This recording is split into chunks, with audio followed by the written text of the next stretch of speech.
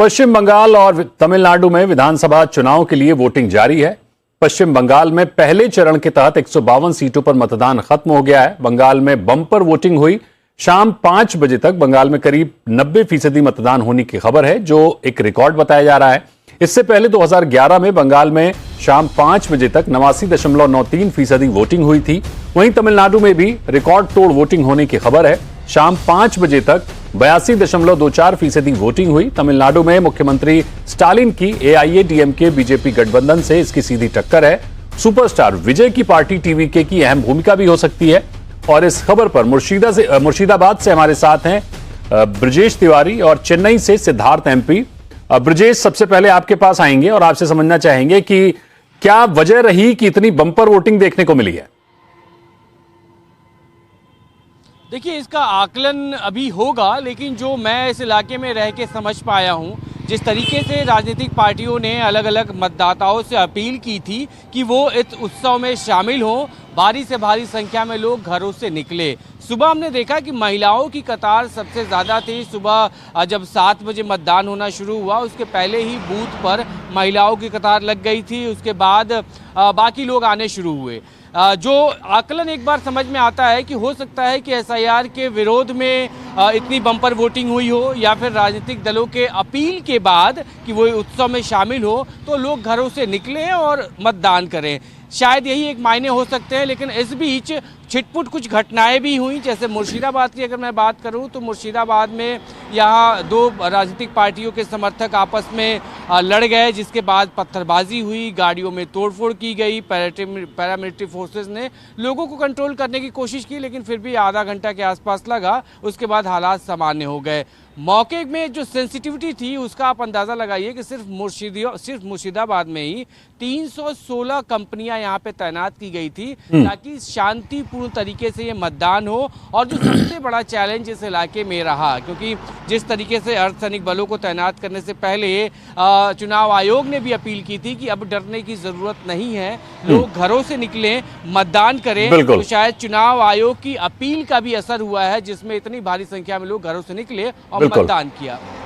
ठीक बात है। और सिद्धार्थ एमपी हमारे साथ जुड़े हैं चेन्नई से। सिद्धार्थ, तमिलनाडु में भी हमने देखा कि बम्पर वोटिंग हुई है, वहां क्या वजह रही?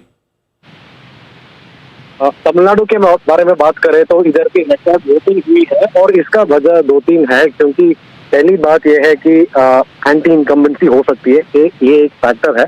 क्योंकि जब पोलिंग रिकॉर्ड तरह की पोलिंग होती है तो एक उनका रीजन हो सकता है एंटी इनकम्बेंसी, डीएमके गवर्नमेंट के खिलाफ जो एंटी इनकम्बेंसी है उसका एक रिफ्लेक्शन हो सकता है। दूसरी फैक्टर ये हो सकता है कि एक्टर पॉलिटिशियन विजय जो है, उनकी कैरिज्मा के कारण वुमेन और यूथ वोटर्स की संख्या ज्यादा हो सकती है, तो इसके कारण पोलिंग परसेंटेज बढ़ गया होगा।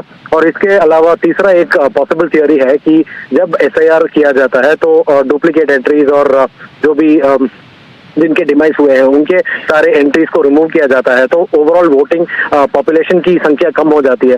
और जब ऐसी पॉपुलेशन में वोटिंग होती है तो ओवरऑल काउंट में क्या है, बड़ा हो सकती है, वो पोलिंग परसेंटेज में इंप्रूवमेंट होती है compare to previous years, pre SIR years से कंपेयर करें तो इंक्रीज हो सकती है। और तमिलनाडु में कंप्लीटली इंसिडेंट फ्री पोलिंग है, कुछ इंसिडेंट नहीं है, कुछ गड़बड़ नहीं है। और ऐसे ही होता है, तमिलनाडु में ऐसा पॉलिटिकल कल्चर रहा है कि पॉलिटिकल पार्टीज के बीच में तो राइवलरी होता है, but as far as democratic exercise is concern वो सैक्रोसैंक्ट रहता है और डेमोक्रेटिक एक्सरसाइज में कुछ प्रॉब्लम नहीं रहा है।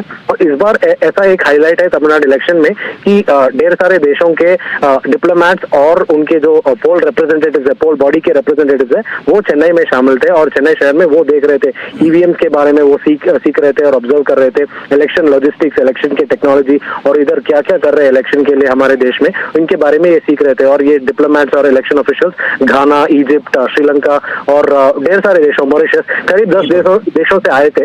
और इधर जो हुआ है ऐसा एक रिकॉर्ड एक्सरसाइज है जो दूसरे देशों के लिए एक एग्जाम्पल भी है। इसलिए हमारे इलेक्शन कमीशन ने उनको होस्ट किया है ताकि वो भी ऑब्जर्व करे और सीख ले हमारे कॉम्पिटेंसी और हमारे कैपेबिलिटीज के बारे में। ठीक बात है। ब्रजेश जी, एक बार फिर से आपके पास आएंगे, आपसे समझना चाहेंगे कि तमाम जो राजनीतिक पार्टियां उनके अपने दावे हैं। बीजेपी अलग दावे कर रही है कि पूर्ण बहुमत से सरकार बनेगी, उधर ममता बनर्जी अलग बातें कर रही हैं कि एसआईआर के विरोध में लोगों ने बढ़ चढ़कर वोट डाला है। लेकिन ऑन ग्राउंड क्या स्थिति है? लोगों से आपने बातचीत की होगी, उनका रिएक्शंस क्या है? देखिए तकरीबन 1 महीने से मैं इस पूरे इलाके में घूम रहा हूं और लोगों से बातचीत हो रही है। लोगों का साफ कहना है कि लोग विकास की बात कर रहे हैं, लोग डेवलपमेंट की बात कर रहे हैं, इंडस्ट्रीज़ की बात कर रहे हैं, नौकरी की बात कर रहे हैं, शिक्षा की बात कर रहे हैं, ताकि लोगों को सेफ्टी, महिलाएं जो है वो सेफ्टी की बात कर रही हैं। तो यानी लोगों के लिए सबसे अहम मुद्दा लोगों का ये भी कहना था कि लोग बदलाव की ओर सोच रहे हैं। उन्होंने 15 साल एक सरकार को देख लिया और अब कुछ वो अलग सोच रहे हैं। अलग में क्या वो सोच रहे हैं ये नतीजों से साफ हो पाएगा, लेकिन ज़्यादातर लोगों की बात करने पे यही समझ में आया कि लोग यहाँ पर परेशान हैं। लोग यहाँ पर शिक्षा को लेकर परेशान हैं, सड़कों को लेकर परेशान हैं। विकास के नाम पर यहाँ पर कुछ नहीं है। मुर्शिदाबाद, मालदा के जो इलाके हैं, यहाँ पे डेवलपमेंट के नाम पे कुछ नहीं, कोई बड़ी इंडस्ट्री ऐसी नहीं है जिससे लोगों का रोज़गार हो पाए। जो युवा हैं, जो स्कूल जाते हैं, उनसे हमारी बात हुई तो उनका कहना था कि अगर उनको अच्छे कॉलेजेस में पढ़ना है तो घर छोड़ के दूसरे जगह पे जाना पड़ेगा। एक एम्प्लॉयमेंट की मैं अगर बात करूँ तो यहाँ पे जो लेबर क्लास है ज़्यादातर, वो यहाँ से निकल के गुजरात, दिल्ली, मुंबई या बिहार चूँकि पास में है तो वहाँ जाता है रोज़गार पाने के लिए। तो लोगों की यही मांग है, लोगों की यही सोच थी कि वो डेवलपमेंट की बात कर रहे हैं। और ये एक वजह हो सकती है कि इतना बड़ा टर्नआउट हुआ हो वोटिंग संख्या में, लेकिन नतीजों के बाद साफ होगा। अभी सेकंड राउंड के मतदान होने बाकी हैं, लेकिन प्राइमा फेसी अगर हम कहें तो कहीं न कहीं लोगों के मन में विचार ज़रूर है कि वो अपने बारे में सोच रहे हैं। और सबसे इंटरेस्टिंग बात कुछ लोगों ने ये भी बताई कि 5 साल हो चुके हैं, 5वां साल चल रहा है और अब जब वोटिंग का समय है तो उनके जो लीडर्स हैं, जिसको उन्होंने 5 साल पहले चुना था, अब वो 5 साल बाद अपनी शक्ल दिखा रहे हैं, उनके दरवाजे पे आ रहे हैं, उनसे वोट मांग रहे हैं। बिल्कुल। इसमें ब्रजेश जी एक और सवाल ये बनता है कि हमने देखा कि हुमायूं कबीर भी बड़े दावे कर रहे थे, मस्जिद बनाने की बात हो रही थी, बाद में AIMIM ने उनसे फिर अलगाव कर लिया था। तो मुस्लिम वोटर से आपने बात की होगी, उनका रुख क्या कहता है? मुस्लिम मतदाताओं के भी अलग अलग यहाँ पे रुख है। हालांकि ये पूरा का पूरा जो विधानसभा है तकरीबन 80 से 85% मुस्लिम मतदाताओं से भरा हुआ है। इसमें भी अलग अलग राय है, क्योंकि जिस तरीके से हुमायूं कबीर का जो बयान था जिसमें उन्होंने कहा था कि मुसलमानों को बेवकूफ़ बनाना बेहद आसान है, जो वायरल वीडियो में उन्होंने बोला है, इसको लेकर मुसलमानों में नाराज़गी है। क्योंकि हुमायूं कबीर जब यहाँ पर बाबरी के नाम पर मस्जिद बनाने की उन्होंने शुरुआत की थी तो भारी समर्थक उनको मिला था। दूसरा, उनके ही कॉन्ट्रडिक्शन एक और आया कि लोगों का कहना है कि जब मस्जिद बन रही है तो बाबरी के नाम पे क्यों बनेगी मस्जिद, मस्जिद किसी और के नाम पे भी बन सकती है, आप मस्जिद बनाइए, हम उसका स्वागत करेंगे। तो नाराजगी इस दूसरे पॉइंट की है कि बाबरी के नाम पे मस्जिद क्यों। दूसरा, उन्होंने जो बोला था मुसलमानों को बेवकूफ़ बनाना बहुत आसान है, तो इससे मुसलमानों को चोट लगी है। उनका साफ कहना है कि वो उनकी अपनी सोच है, लेकिन जो वोटर्स की सोच है वो मतदाता पेटी है उसके अंदर बंद हो चुकी है और नाराजगी हर तरफ हमको देखने को मिली। आज भी जब वो निकले थे, बूथ पर गए थे, तो कई जगह गो बैक के नारे लगे थे, कई जगह विरोध हुआ था उनका।